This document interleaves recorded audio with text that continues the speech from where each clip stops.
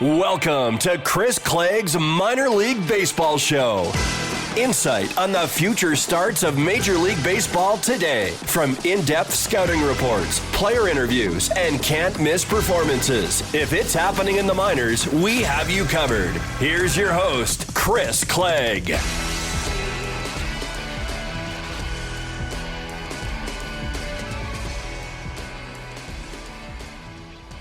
What is up, folks? Welcome back into the show. It's been a great weekend of baseball action.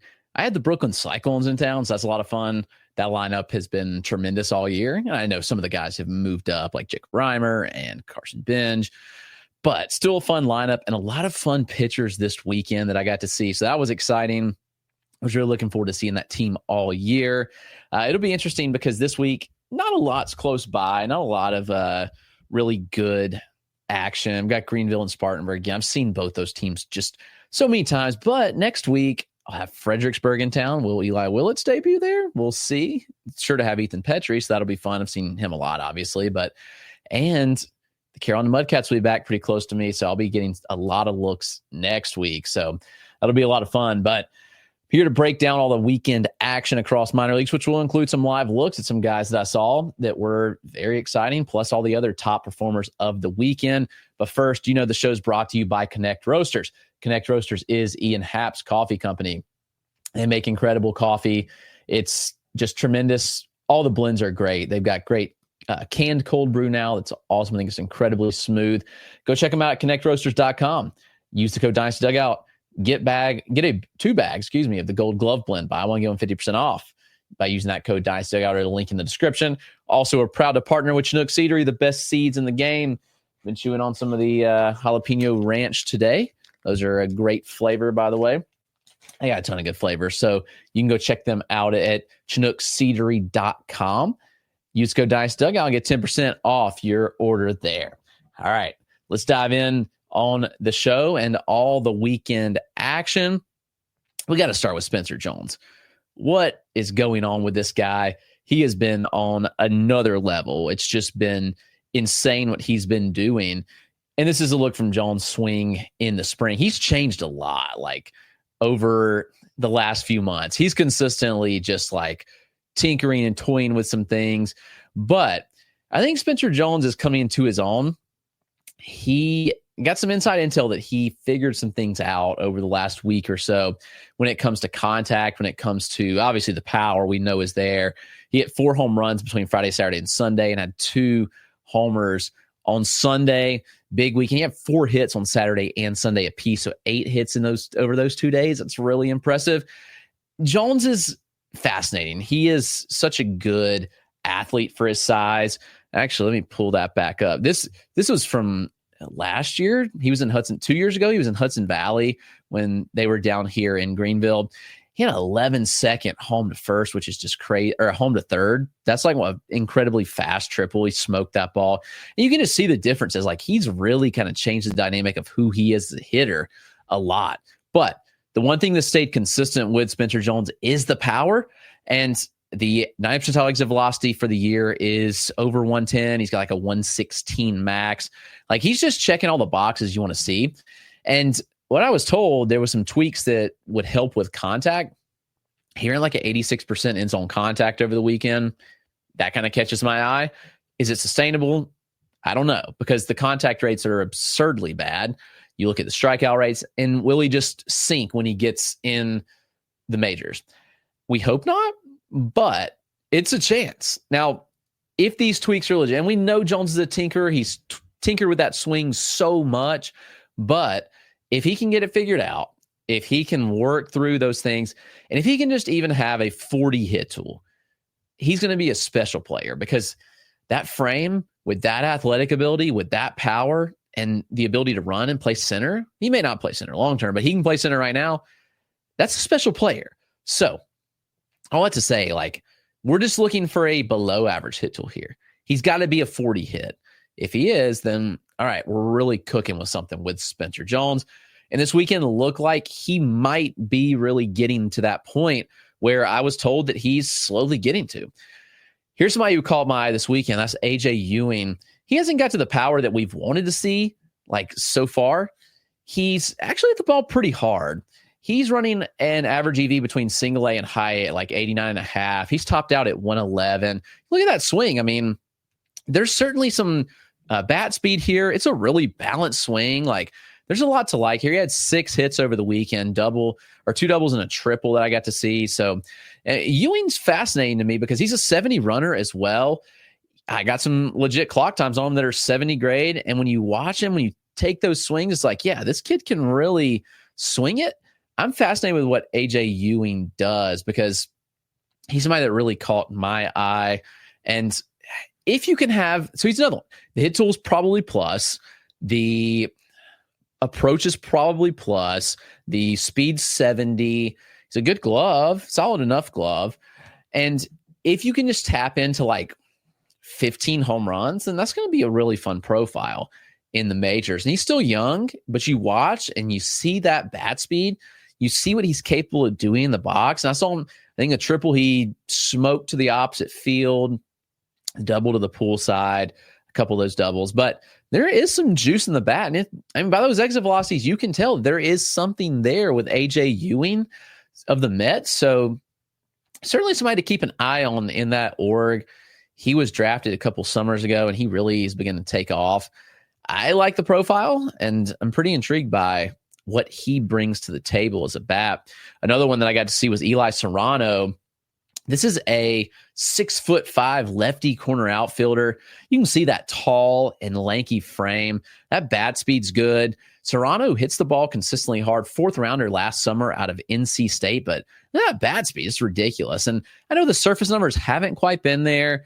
He's not hitting for a ton of home runs. I think he's got 7 home runs and 6 stolen bases, if I'm not mistaken. But you look at the bat speed that he produces, you look at the exit velocities. If you're watching there, the exit velocities this year, I think it's like right now, he's a 90.5 mile an hour average EV, a 9th percentile of like 107, and his max is up over 110. So there are some intriguing traits with the profile. Serrano has a good approach. I saw that. And pretty good feel to hit. Now, he did strike out some over the weekend. That was something to watch, but contact rates are average to above average. He shows a good approach. He takes a walk. So Eli Serrano of the Mets is certainly somebody that was pretty fascinating to me. But let's talk about another hitter who had a big weekend, and that's Yordan Sanchez of the Baltimore Orioles here. So this is what I saw in spring training. This film is from spring training, by the way. This was on the backfields, but Sanchez had a great DSL last year, and he's ultimately tearing up the complex right now. Batting average over 300. He's hitting for power. That's a big frame there. You see some of the whiffs, though. And that was kind of my concerns, is some of the whiffs against breaking balls, but also like going down and getting that breaking ball and hitting it off the wall for a double was pretty impressive. Well, Sanchez has pretty raw power. The EVs are really good with him for his age. He's 19, so you look at those things, and you're like, yeah, there's some things to like here with Jordan Sanchez. It's spelled Jorde. I think it's Yordan Sanchez. And it's a powerful frame. Yes, is struck out. I think it's 28.5% strikeout rate, but the numbers have remained good. The power's there. So certainly something to keep an eye on. But he's somebody that's, again, keeps popping up and keeps performing. So watch out for that name. He's moving up the Baltimore Orioles system rather quickly. He should be in single A pretty soon. I'd be surprised if he bumps out of Sarasota complex and move on up. So fun name to watch there. That's Yordan Sanchez, the Baltimore Orioles. Let's take a quick break. We'll talk about some pitchers on the flip side, because there are a lot of good ones, and 2 that I got to see that were pretty fascinating in person, but some other good looks on video as well. We'll break them down here in just a moment. All right, right out of the break, we got to start with TJ Nichols, who has been really impressive. I saw him like the second week of the season. He kind of really jumped off to me. That stuff has taken a tick up with Nichols, and he looks really, really good. He had a great game, struck out 10 batters over the weekend, racked up whiffs. He's shown some inconsistencies, but the command is really good here. It's really good stuff. And the strikeout stuff has ticked up as well with TJ Nichols. And he's somebody that I've liked a lot all year, and I've kind of stood by him. I think it's one of the better arms in the Rays system right now. The fastball works 95 to 97. He'll touch 99 at times. Just got decent traits. It's not like a standout fastball, but it's got good sinking action and run. You look at the secondaries, that's where he's missing bats. A two-plane slider at 84 to 87, and a nice fading changeup at 86 to 88 miles an hour.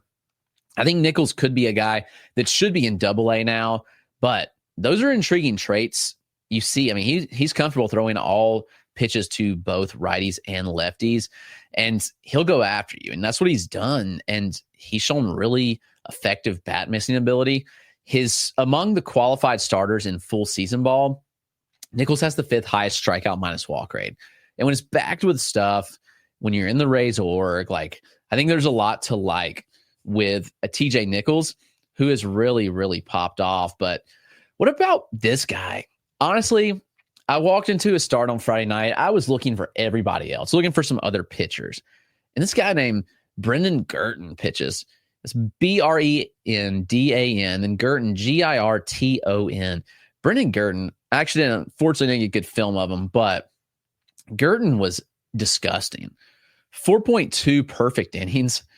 He struck out 9 batters and was absolutely electric. Unfortunately, I don't have the full highlights, but this kid was sitting like 97. He was touching 99, and the command was pretty good. He landed 45 of his 62 pitches for strikes, which was very impressive.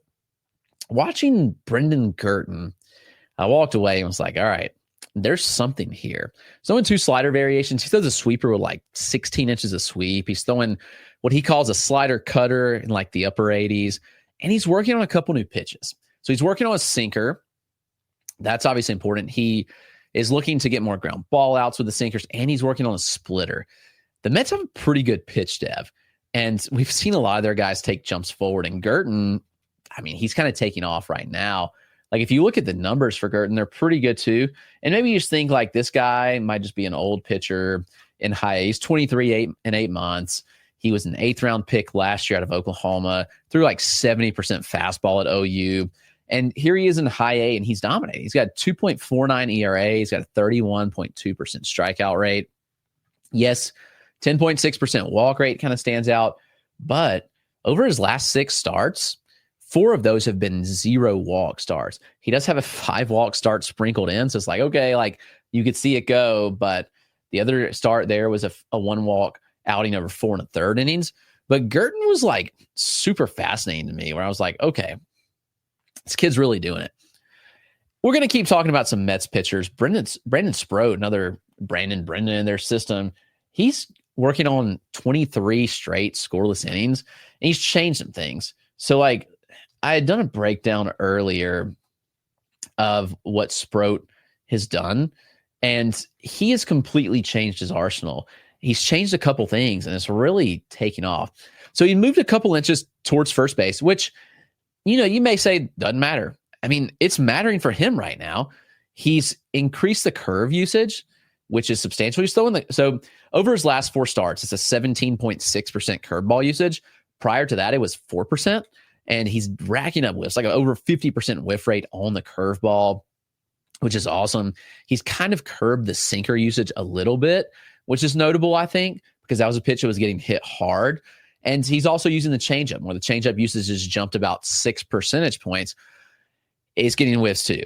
So the forcing usage is actually up a little bit, but the velocity's up too. So he's jumped from 95.8 to 97.4 over those last 4 starts. Is that sustainable? We'll see. But when you watch him pitch, you're like, all right, this is like really good stuff. And it's working, because he struck out 27 batters over those 23 innings. It's 6 walks, but over the last 3 starts, it's 3 total walks, 1 walk in each of those starts. So we see Brandon Sproat. He ascended last year to be one of the top pitching prospects in the game, and this year early kind of fell off hard. But he looks back, and he looks better than ever. So Brandon Sproat certainly looks the part. I also watched Will Watson pitch over the weekend. I was excited about that. And there were some inconsistencies, but the stuff was really good with Will Watson. I'll have a video breakdown of that coming out, because I did get some good film with that. Unfortunately, I didn't get it of Girton, but I got it of Watson. So he was somebody that really caught my eye as well. Keeping the trend of Mets pitching prospects, though, Wellington Aracena. This kid I've been writing about all year. This is a young 20-year-old who just turned 20, and he is in single A. Spell his name Wellington Aracena. He's a big righty. He's listed 6'3". He might be bigger than that. This is an absolutely electric fastball. You could argue a 7 on the fastball. He's got a wipeout slider and a pretty good cutter too. And he's just been dominating. That's all he's done is just dominate. He went 4 2/3 scoreless, 2 walks, 2 hits apiece, 7 strikeouts over the weekend. You can see some of the dominance here. The traits on the pitches are really, really good. And he's somebody I keep writing about. I'm like, yeah, this kid might just have it. He had a 32% whiff rate over the weekend. He's allowed 2 total runs in his last 5 starts. Fastball's averaging north of 97, touching 101. It's interesting. He throws a couple changeups in the low 90s. He's throwing that cutter like 92 to 93. He'll mix in a sinker with like 20 inches of run. There's a mid to upper 80 slider with depth. There's a lot to like in this profile. I think the biggest question is command with Aracena, and can he throw enough strikes? And it honestly looks like that he might be able to. So I don't know. I'm watching this kid pitch, and I think there's something here with Aracena. He's 20 and a half years old. He's got the frame. He's got the velocity. He's got the stuff.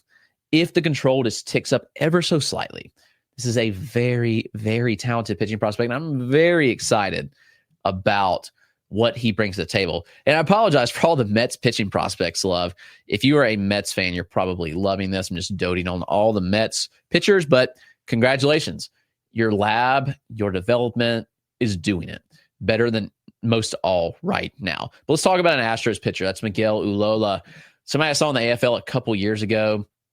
He had a phenomenal start over the weekend. He struck out 11 batters and 22 whiffs. So just some utter dominance. Now, weird starts. He did walk 5 batters, but he had a 54% whiff rate and a 39% CSW. We're talking about outlier traits on the fastball for Ullola, and that's spelled Ullola. It's from a 5'7" release height, so a little bit below average release height, 93 miles an hour, but 20 inches of IVB regularly, up to 97 on the fastball. You look at the slider, it's like a little bit of carry, 6 inches of glove side movement. He'll mix in a gyro slider as well. He just dominates. Like everything he does is just dominant. You can see this highlight. These are from the Astros player dev Twitter accounts. Some good highlights here of him just dominating a lot of different guys with a lot of different pitches. And the stuff's absurd from the fastball to the slider. He'll mix in a changeup as well. He's got a curveball with 2-plane movement, like negative 12 inches of IVB, low 80s pitch. That changeup's in the upper 80s, 12 inches of fading action on it. So, yeah, you see the Astros, I mean, they've done a decent job of developing. I think that just might be the case here because Ullola has nasty stuff. It's just all, again, about his control. I think he commands the pitches pretty well.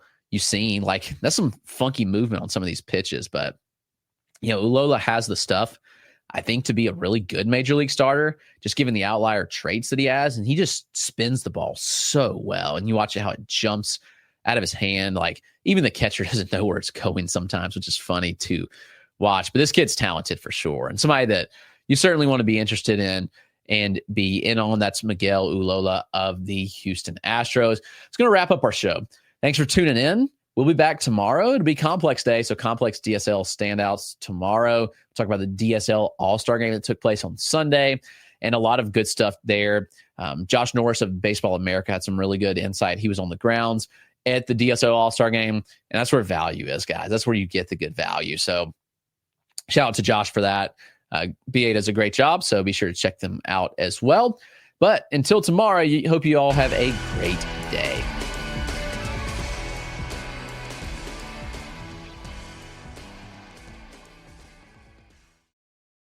If you're a podcast host, listen up, this one's for you. My name is Allie Jackson. I'm the host of Finding Mr. Height, a dating and relationship podcast that I've been doing for 4 years now, sharing my positive and practical approach to dating that's built on my own life experience. And I wanted to share another experience that I've had, my secret behind monetizing my show. It's called Red Circle, and I was just telling my colleague about how much I love their platform. With Red Circle, not only am I getting a seamless hosting experience, but I also love the support I receive in ad sales. It's not just typical ad sales either. It's targeted opportunities based on my show and my life. And the platform is super simple. You just set your preferences and Red Circle matches you with sponsors that align with your show. You can vet every opportunity and their platform gives you great analytics. More recently too, my Red Circle team has brought me opportunities outside of my podcast on social media to really augment the podcast partnerships, bring them full circle. I just can't recommend them enough. If you want to give it a try, go to redcircle.com to get your free trial. That's redcircle.com for a free trial.